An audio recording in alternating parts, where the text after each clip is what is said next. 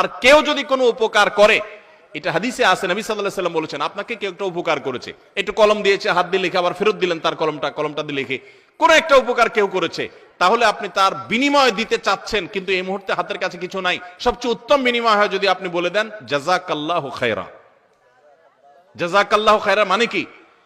তুমি আমার এই যে উপকারটা করলে, আমি তো তোমাকে কিছু করতে পারতেছি না, আল্লাহ তোমাকে আমার পক্ষ থেকে উত্তম বিনিময় দান করুক। কত সুন্দর অর্থবহ একটা জিনিস। তোমাদের থ্যাঙ্কস, তোমাদের ওয়েলকামের কি অর্থ? এটার অর্থ তো আছেই, কিন্তু এর মানে এর উপকারিতাটা কি? তুমি আমাকে থ্যাঙ্কস বললা, সারাদিন কি লাভ হলো?